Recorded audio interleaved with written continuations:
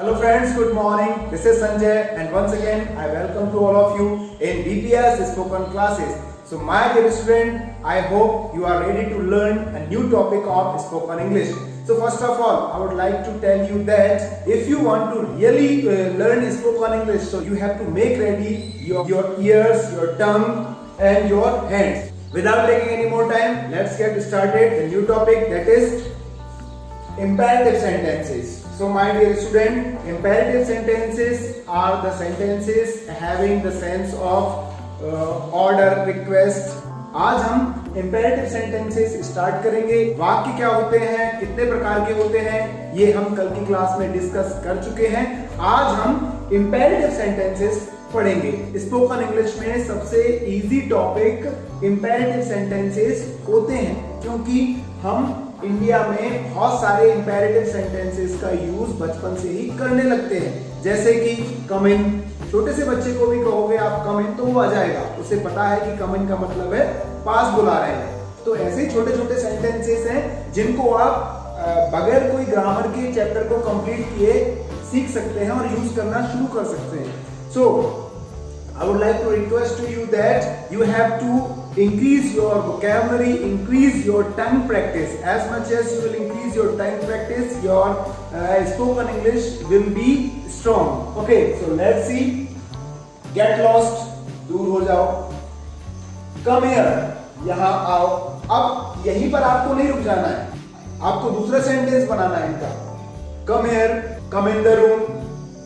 एक सेंटेंस मैं आपको यहां पर बताऊंगा, आपको उस जैसे 20 सेंटेंसेस एटलीस्ट बनाना है. चलिए, go there, get the pen, कलम ले आओ, get the glass, get the fruit, get the cake, get the tea, get the cup of milk. So आप बहुत सारे सेंटेंसेस इस तरह से बना सकते हैं. हमको पता है कि गेट द पेन का मतलब होता है कि पेन ले आओ, गेट द केक का मतलब होता है कि केक को ले आओ, गेट द कॉपी का मतलब होता है कॉपी को ले आओ. तो इस तरह से आपको बनाना है. और not only you have to make the sentence but you have to speak also.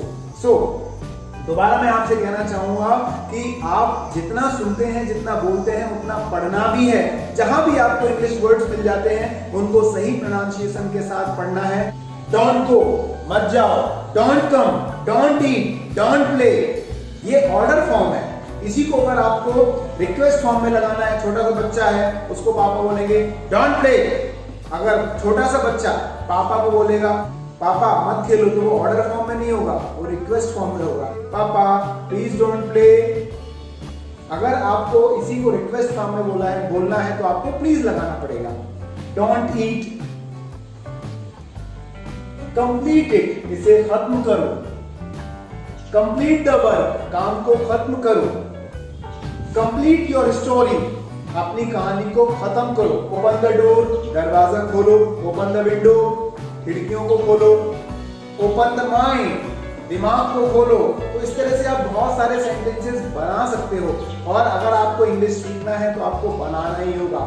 Open the door, wait outside, बाहर इंतजार करो. वेट इनसाइड, अंदर इंतजार करो. May I come in? May I go? May I eat? May I take? May I play? Many of the sentences you can make it. Please don't play. कृपया मत खेलो. Please don't come inside. कृपया अंदर मत आइए. तो ये भी इसका एक फॉर्म है. इसको हम रिक्वेस्ट के फॉर्म में यहाँ पर कर सकते हैं. आइए और सेंटेंसेस देख लेते हैं. Mind your own business. ये सेंटेंसेस तो हम बहुत सारी मूवीज में बहुत सारे चलते चलते सुन लेते हैं, जनरली इनको यूज करते हैं. तो ये ऐसे सेंटेंसेस हैं जिनको आपको डेली लाइफ में यूज करना है. छोटे छोटे दो वर्ड्स के सेंटेंसेस हैं, इनको अगर आप याद करेंगे तो आपकी इंग्लिश और बेटर होगी. प्लीज को, कृपया जाइए. दिस इज माई हाउस, ये मेरा घर है. दिस इज माई स्कूल, ये मेरा स्कूल है. अब इसके बाद आपको फटाक से दिस इज के 20 सेंटेंसेस बनाने हैं. My dear student, again I am requesting you, you have to make, otherwise you will not be perfect in spoken English, and it is very necessary in current time.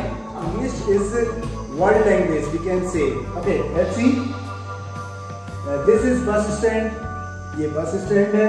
तो इस तरह से आप और भी सेंटेंसेस आपको बनाने हैं। लुक हियर, यहां देखो, लुक देयर, वहां देखो, बाकी के लुक के सेंटेंसेस आपको बनाने हैं। ये सेंटेंसेस मैंने आपको मोस्ट ऑफ 30 सेंटेंसेस आपके सामने बनाए हैं। अब ये आपकी रिस्पॉन्सिबिलिटी है कि आपको इनको 100 सेंटेंसेस बनाने हैं और बनाने के बाद इनको रोज पढ़ना है। उठते बैठते सोते जागते आपके दिमाग में इंग्लिश के वर्ड्स गूंजने चाहिए। दैट इज माई हाउस, वो मेरा घर है। दिस इज माई हाउस, ये मेरा घर है। दैट इज, हम सड़क पर खड़े हैं, हमें किसी को बताना है कि look, that is my house, वो मेरा घर है। प्लीज कीप क्वाइट, ये सेंटेंसेस ऐसे हैं जनरली हम यूज करते रहते हैं, घरों में यूज करते हैं, स्कूल्स में यूज करते हैं। तो आपको ये छोटे छोटे सेंटेंसेस हैं, इनको लर्न करना है और अपनी तरह से बनाना भी है। आप जितना ज्यादा मेहनत करेंगे, जितना ज्यादा अपनी तरफ से मेहनत करेंगे, उतना ज्यादा इंग्लिश सीखेंगे। I am taking the example of पानी। पानी के लिए हमारे हिंदी में 108 शब्द हैं। So my dear student, you will be surprised that हम इंग्लिश में पानी को वाटर ही बोलते हैं। तो कितनी इजी लैंग्वेज है। हमारे हिंदी में 52 लेटर्स हैं और इंग्लिश में कितने हैं? 26 है, हाफ है। तो आप अंदाजा लगा सकते हैं कि कितना आसान है इंग्लिश को सीखना, बशर्ते कि आपको एक एटमॉस्फेयर बनाना होगा, आपको सुनना होगा, आपको पढ़ना होगा। ज्यादातर क्लासेस में ये चीजें नहीं बताते, इसलिए ज्यादातर बच्चे नहीं सीख पाते हैं। आई एम चैलेंजिंग यू, आप जो मैं बताता हूं वो करके देखिए, कंटिन्यू करके देखिए और 1 महीने बाद आप कमेंट करेंगे, आप मुझे बताएंगे और खुद अपने आप में एक चेंजेस देखेंगे कि आपकी इंग्लिश कितनी बड़ी है। सही प्रोनाउंसिएशन के साथ पढ़िए, एटलीस्ट 2 पेजेस आपको पढ़ना है per day. Okay, so my dear student, we are going to stop this lecture here and we will study the next topic, that is part of speeches on tomorrow. So keep learning and keep enjoying the spoken language with me.